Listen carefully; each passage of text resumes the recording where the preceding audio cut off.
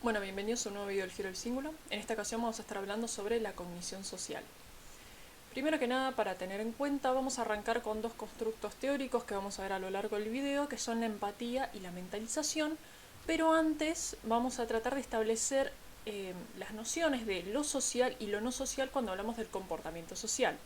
Tenemos por un lado lo social, que refiere a aquellas conductas que despliegan los individuos de una especie para relacionarse entre sí, y después tenemos la conducta no social, que hace referencia, por ejemplo, a conductas que no tienen una intervención directa por parte de otros, como por ejemplo leer un libro, pintar un cuadro, manipular una máquina. Igualmente, estas conductas pueden realizarse por intervención de otras personas o incluso inmediatamente dirigidas a otras personas.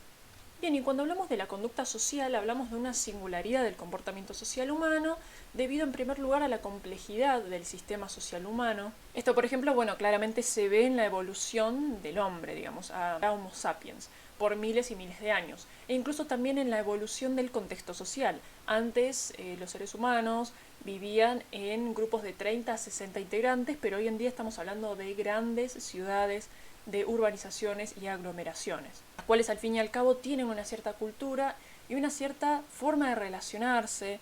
Y sí, esto es lo que lleva también al debate de decir, bueno, ¿por qué habría una distinción entre lo social y no social? Porque al fin y al cabo una herramienta o un material, un objeto, está creado por el hombre. Tiene la mano del hombre, tiene una parte de la cultura de ese ser humano, pero bueno, claramente que la distinción está entre que cuando hablamos de lo social estamos hablando de una persona que puede inferir el estado mental del otro, y cuando hablamos de lo no social es que, bueno, claramente no se puede inferir el estado mental de una fruta, por ejemplo. Por otro lado, cuando hablamos de la singularidad del comportamiento social humano, estamos hablando de la capacidad para reconocer y representarse la mente de otros. Es decir, suponer cómo sienten, cómo piensan.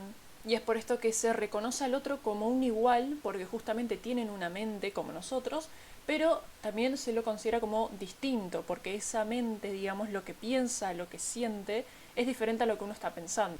El contenido de la mente, digamos, no es idéntico al propio. Relacionándolo a lo que estábamos hablando antes, no se le puede atribuir una mente a un objeto inanimado, como por ejemplo la fruta. Bueno, por otro lado, el lenguaje, que justamente nos sirve en primer lugar para tratar de transmitir conocimientos, experiencias, anécdotas a las demás generaciones, y bueno, justamente no solo a partir de la oralidad, es decir, verbalmente, sino también a través de la escritura. También hablamos de la capacidad para representar contextos sociales complejos, como por ejemplo elaborar representaciones de los contextos en los que se actúa, porque un mensaje verbal, un gesto o incluso un movimiento tienen un significado diferente según el contexto en el que se produzca. Es la capacidad, digamos, del ser humano para elaborar guiones sociales, que son al fin y al cabo representaciones abstractas de situaciones sociales típicas.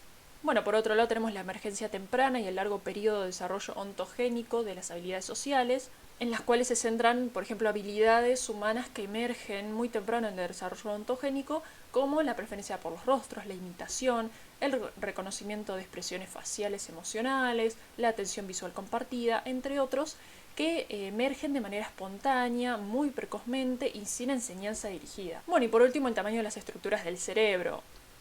Bueno, y también cuando hablamos del comportamiento social humano, hablamos de ciertos niveles de análisis. El primero de ellos es el comportamiento social, que es el punto de partida de todos los demás niveles, y que básicamente en este se sistematizan las conductas sociales espontáneas o controladas a través de situaciones experimentales. Básicamente abarca todas las conductas observables de un individuo y otras personas, ya sea dirigida hacia otros seres humanos o provocadas por otras personas. Después tenemos lo que se denomina como la cognición social, que refiere más que nada a los procesos mentales que subyacen al comportamiento social, y a diferencia del primero es que no es observable, sino que es un constructo teórico, porque justamente no se puede observar en sí la mente, digamos, ¿no? Estos procesos mentales. Sí se puede observar la conducta. Entonces sigue más que nada hipótesis, modelos psicológicos, modelos teóricos, que intentan explicar justamente el comportamiento social. Por otro lado tenemos el cerebro social, que hace referencia al análisis neural dentro del dominio social, que son estructuras cerebrales que subyacen a los procesos cognitivos sociales. Y por último tenemos el funcionamiento social, que hace referencia al estudio del contexto social, el contexto cultural, que básicamente estudia la capacidad que tiene un individuo para interactuar con otros en un contexto determinado y a largo plazo. Bueno, y acá podemos ver estos distintos niveles. Arrancando por debajo, por el cerebro social, podemos ver cómo Al fin y al cabo, el cerebro sustenta la cognición social, que da lugar al comportamiento social, que a su vez posibilita el funcionamiento social, es decir, posibilita que este individuo pueda relacionarse con un otro en un contexto, en un ambiente particular y determinado. Ahora bien, también hay modelo de etapas. El primero de ellos hace referencia a la percepción social, que tiene que ver con la detección y reconocimiento perceptivo en una amplia serie de estímulos, que portan, justamente información socialmente relevante. Estos estímulos son almacenados como representaciones en las respectivas cortezas sensoriales secundarias y que pueden ser reconocidas como claves sociales. Cuando se estudia el comportamiento social humano, estos estudios estuvieron dirigidos más que nada a dos canales sensoriales, que son la visual y la auditiva. Por otro lado, tenemos la etapa de evaluación e interpretación social, que tiene que ver con la valoración, el análisis e interpretación de la información social. Es decir, lo que nosotros adquirimos a través de la etapa perceptiva tiene que ser valorada, tiene que ser evaluada para poder interpretar adecuadamente su significado. Y se propusieron varios constructos cognitivos para tratar de evaluar la información que recibimos a través de la percepción. A los constructos cognitivos más automáticos se los denomina como cognición social caliente, y a los que son menos automáticos y más voluntarios se lo denomina como cognición social fría. Y por último, la regulación social refiere a procesos de control de la respuesta que incluyen los constructos teóricos denominados como regulación emocional, monitoreo, inhibición y reevaluación. No solamente tenemos que recibir información sensorial y evaluarla, sino también tratar de monitorear los efectos, corregirlos y en parte seleccionar las conductas sociales adecuadas. Y este es el modelo de etapas. Tenemos por un lado la percepción, luego la evaluación o interpretación y por último la conducta y regulación. Cuando hablamos de la percepción estamos hablando de una representación o percepción del rostro, del cuerpo, de la prosodia, es decir, del tono al hablar, del volumen, del tacto, de las feromonas. Cuando hablamos de la evaluación estamos hablando de reconocimiento de emociones básicas, evaluación motivacional, empatía emocional, reconocimiento de emociones de la mirada, empatía cognitiva, mentalización, que ahora todo esto lo vamos a ver en un ratito. Después tenemos la conducta o regulación, que tiene que ver con la regulación emocional, el control cognitivo, la autorreflexión, la contextualización, el monitoreo y la inhibición. Y luego abajo tenemos las distintas áreas cerebrales que se cree que forman parte de estas distintas etapas. En la percepción tenemos a la corteza sensorial visual y auditiva, como lo mencionaba hace un ratito. Luego en la evaluación tenemos la red amigdalina, la red de la ínsula y del cíngulo anterior, la red del sistema espejo y la red de la mentalización. Y por último, en la conducta y regulación tenemos a las cortezas motoras, núcleos de la base, hipotálamo y corteza dorsolateral. Ahora bien, vamos a adentrarnos en la empatía, que era lo que mencionabas hace un ratito en el principio del video. Nosotros vamos a ver empatía y mentalización, y ahora vamos a arrancar con la empatía. Hay un término sinónimo de la empatía que tiene que ver con la emulación, que es la reproducción del estado emocional del otro en uno mismo. Y cuando hablamos de empatía vamos a hablar de dos tipos de empatía.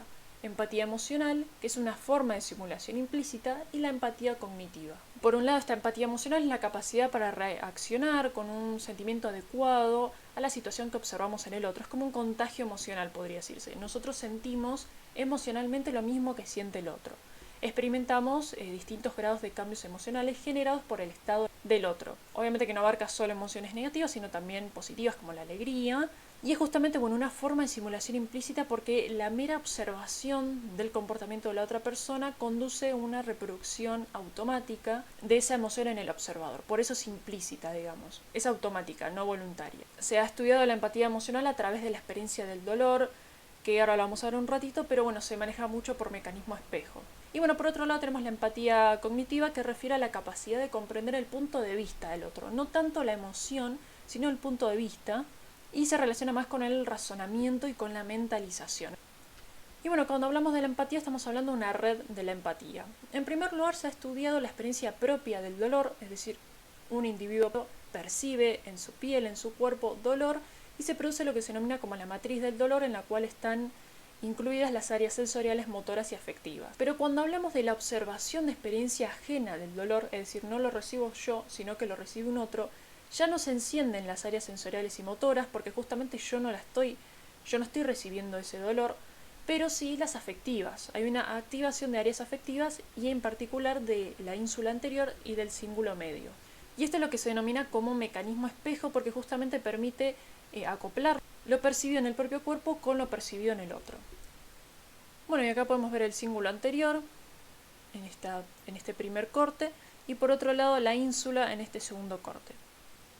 Bueno, y a través de estas imágenes podemos ver la noción, digamos, del mecanismo espejo porque se le presentó a participantes estas imágenes y se pudo observar que al justamente percibir expresiones de dolor o fotos de situaciones en las que se puede experimentar dolor, se les encendían estas áreas afectivas, la ínsula anterior y el cíngulo medio. Pero bueno, la red de la empatía no es fija, es decir, puede sufrir ciertas modificaciones. Y esto es lo que plantea Singer de la modificación de las respuestas neurales empáticas asociadas a las creencias del observador, básicamente al experimento del bueno y el malo.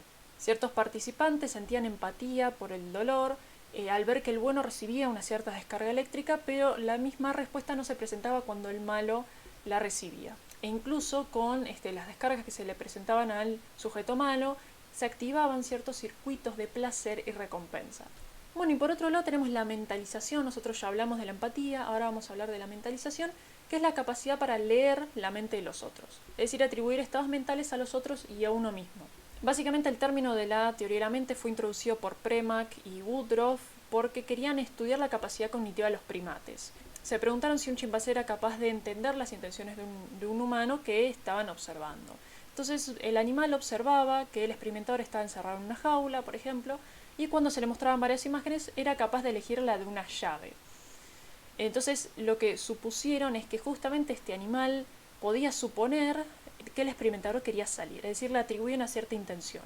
Era capaz de atribuir una representación del estado mental del experimentador y elaborar teoría de la mente del otro. Pero bueno, también había una teoría alternativa que podía ser que el animal señalaba la imagen por simple asociación entre objetos. Por otro lado, bueno, tenemos el test de la mirada de Baron y Cohen, que evalúa la capacidad de inferir estados emocionales y sentimientos a partir de la mirada. Luego tenemos la prueba de la falsa creencia, que es que si un sujeto puede razonar que otra persona tiene una falsa creencia, es decir, que una creencia no coincide con el estado de los hechos. Entonces, si el sujeto puede lograr esto, se puede inferir que posee una capacidad para elaborar una representación del estado mental del otro, y bueno, esto justamente no puede explicarse por asociación. Y por último tenemos la prueba del faux pas, en el cual se presentan historias y se evalúa si la persona evaluada es justamente capaz de inferir los estados mentales de los personajes. Este es un término francés que traducido sería como una metida de pata. Bueno, y acá tenemos el típico experimento de Sally y Annie. Bueno, y se observa en el primer cuadrito que tenemos a Sally, una canasta, una caja y tenemos a Annie. En el segundo cuadrito vemos que Sally pone una pelota en la canasta, está la caja y está Annie. Y Sally se va. La pelota, bueno, justamente queda en, si lo centramos en el tercer cuadrito, queda en la canasta. Annie sabe que queda en la canasta y por ende toma esa pelotita y la lleva a la caja. Y en el último recuadro vuelve Sally y se le pregunta al participante dónde va a buscar Sally la pelota.